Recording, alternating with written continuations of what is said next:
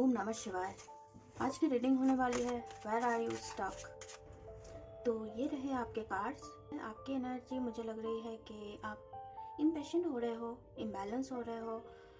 आप जो भी जगह पे अभी फ़िलहाल हो वहाँ पे चारों तरफ बहुत बिजी है चीज़ें। पता नहीं, बिजी जैसा एक माहौल है। शायद आप लोग कहीं पे जा रहे हो, ये भी हो सकती है, तब आप ये रीडिंग देख रहे हैं, ये भी हो सकती है। लेकिन आप जो भी भगवान को पूजते हैं, आपके कुल देवी हो, कुल देवता हो या इष्ट देवता हो, उनसे आप प्रे तो कर रहे हैं कि आपको रास्ता मिले, आपको रास्ता दिखाए, लेकिन उनकी बातों को आप सुन नहीं रहे हो। आप इतनी जल्दी में हैं कि आपको अभी चाहिए। आप कंफ्यूजन में हो। दो तीन चीज़ें एक साथ, प्रॉब्लम्स हो सकती है, दो तीन अपॉर्चुनिटीज आ सकती है, लेकिन आप इम्पेशेंट हो रहे हो। भगवान की बातों को सुनिए। आप अगर कुछ मांग रहे हैं, वो किस तरीके से वो चीज़ तक आपको पहुंचाएंगे, वो उनकी प्रॉब्लम है, वो आपको बताएंगे। आप नहीं बता सकते कि मुझे ये चीज़ चाहिए और इस तरीके से चाहिए।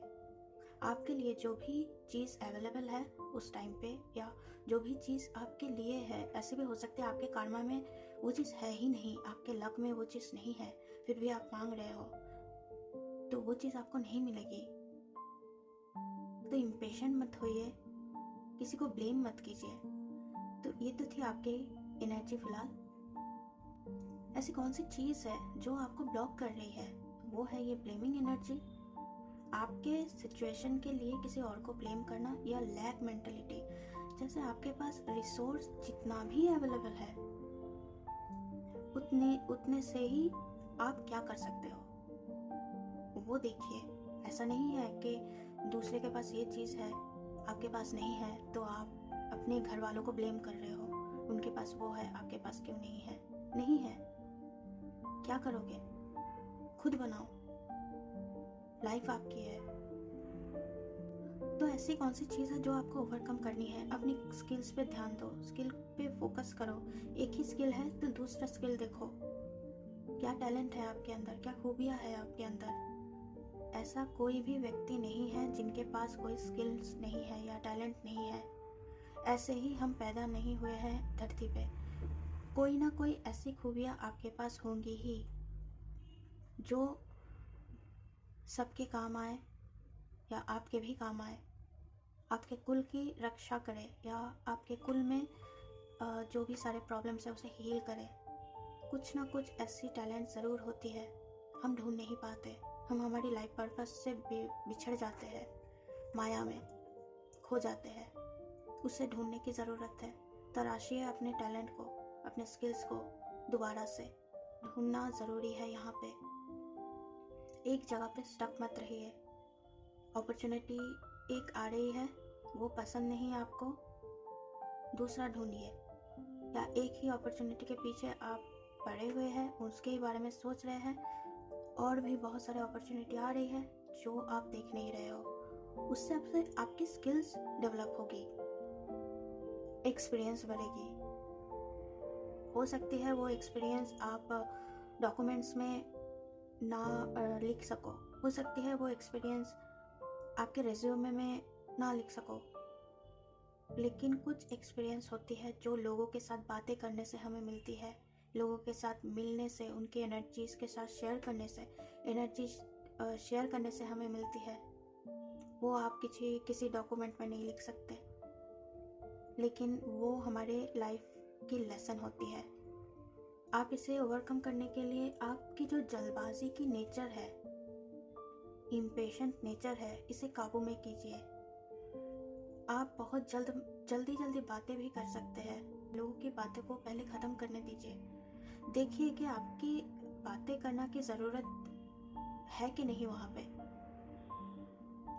क्योंकि कभी कभी लोग हमें इंसल्ट करते हैं, या हम एक्सप्लेन करने बैठ जाते हैं। सबको एक्सप्लेनेशन देने की ज़रूरत नहीं है। जो आपको समझते नहीं है, जहाँ पे ज़रूरत नहीं है, वहाँ पे एक्सप्लेन करने की क्या ज़रूरत है? वो सुनेंगे भी नहीं, क्योंकि उन्होंने एक चीज़ मान लिया है और वो वहीं पे स्टक रहेंगे। तो उनके पीछे इतना टाइम वेस्ट करना, इतना एनर्जी वेस्ट करना ज़रूरत नहीं है। वहाँ से बाहर आइए। लोगों को ज़रूरत अगर ना हो तो एक्सप्लेन मत कीजिए। आपके खुद की बातें जितना कम बोलेंगे, ज़रूरत हो तभी बोलिए। जैसे किसी काउंसलर के पास आप जाओगे तो ऑफकोर्स आपको सारी बातें बोलनी है, नहीं तो वो समझ नहीं पाएंगे।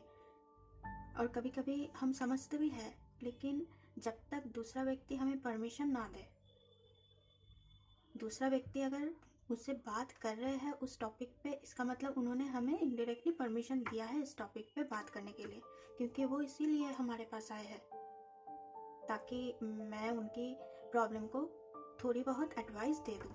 सॉल्व तो हम नहीं करेंगे, लेकिन एडवाइस तो दे सकते हैं।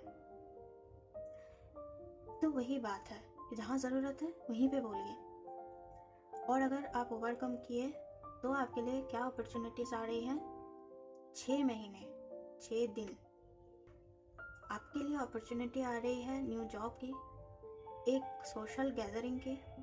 हो सकती है आपकी प्रमोशन हुई है, या आपकी शादी फिक्स हुई है, या आपकी कोई गोद भराई, बच्चा, ऐसी कोई चीज़ जहाँ पे फोकस आपके ऊपर है, ऐसी कोई गैदरिंग। ये आपके काम के ऊपर डिपेंड करती है, आप क्या आपके कैरियर के ऊपर डिपेंड करती है, स्किल्स के ऊपर डिपेंड करती है, और आपके डिसिप्लिन के ऊपर डिपेंड करती है कितना टाइम लगेगी। डिवाइन के ऊपर तो है ही कि डिवाइन टाइमिंग से पहले कुछ नहीं हो सकती, लेकिन आप इसे फास्ट फॉरवर्ड भी कर सकते हैं। कैसे? आपकी खुद की सूझबूझ से, डिसिप्लिन से और आपकी लगन से आप फास्ट फॉरवर्ड कर सकते हैं। एक आखिरी मैसेज क्या है आपके लिए? Wheel of Fortune. 1 साल से आप कोई एक चीज़ मांग रहे हो, वो आपको मिल जाएगी। हो सकती है कि जिस तरीके से आपने मांगी है वो चीज़ वो ना मिले, लेकिन आपके लिए जो ज़रूरी है तब वो मिलेगी। आपके कर्मा, आपके पूर्व जन्म के संस्कार जो भी है, वो सारे विचार करने के बाद जो आपके लिए बेस्ट है वो मिलेगी आपको। ये आपकी शादी हो सकती है कि बहुत दिन से आपके साथ रोका हो चुकी है, लेकिन शादी का डेट फिक्स नहीं हो पा रही है, वो हो जाएगी क्लियर। एग्ज़ाम दे रहे हो, वो क्लियर हो सकती है। अगर आपने पढ़ा है, ठीक से पढ़ाई की है तो ही होगी, वरना नहीं। और अगर आपके साथ रिलेशनशिप किसी का पहले से थी और उनके साथ आपकी प्रॉब्लम्स चल रही थी, वो भी ठीक हो जाएंगी, ये भी मुझे दिख रही है। लेकिन आपको खुद को सुधारना है। यहाँ पे एक चीज़ है जो आप लिखिए कि आपके अंदर कमियां क्या है। आप अगर खुद के अंदर कमियां ढूंढ पाए तो समझ लीजिए आपकी 70 to 80% हीलिंग हो चुकी या काम बन चुकी। बाकी आपको पता है कि उस चीज़ को सुधारा कैसे जाए। तो वो चीज़ लिखिए, आइडेंटिफाई कीजिए आपके अंदर कमियां क्या है। ये बड़ा मुश्किल है, खुद की कमियां ढूंढना बहुत मुश्किल है। ईगो आ जाती है ना हमारे आगे, इसी को शैडो वर्क कहते हैं कि मेरे अंदर कमियां क्या है। दूसरे के कमियां बहुत आसानी से हम निकाल लेते हैं, ये है वो ये करती है, वो ये करती है। खुद की कमियां निकाल के बताओ, खुद को शर्म ना आए। हर एक स्पिरिचुअल जो व्यक्ति है, जो सब कुछ हील कर लेने के बाद खुद की जब कमियां सामने आती है, रोना आ जाता है। तब इतनी आसान नहीं है, दूसरों को ब्लेम देना बहुत आसान है। खुद की कमियां को सुधारो, टाइम है, अभी टाइम है। खुद की कमियों को सुधारो। 1 साल में आपने क्या क्या चीज़ें किए हैं, उनमें से क्या क्या चीज़ आपकी गलती की वजह से हुई है, वो चीज़ लिखो। और उसको अगर सुधार लिया तो आपकी अपॉर्चुनिटी बहुत जल्दी आएगी। मेरी तरफ से भी बहुत सारी ब्लेसिंग्स है। कल शिवरात्रि है, महाशिवरात्रि की हार्दिक शुभकामनाएं आप सबको। कल बस मंत्र पाठ कीजिए। जिन लोगों को भी उपवास करना है वो कीजिए। अखंड दिया जिसे जलाना है वो अखंड दिया जलाइए। बस बहुत अच्छी तरीके से महाशिवरात्रि की पूजा कीजिए। आप सबको मेरी तरफ से हार्दिक शुभकामनाएं। तो फिर मिलते हैं अगले रीडिंग में। तब तक के लिए अपना ध्यान रखिए। शुभ रात्रि।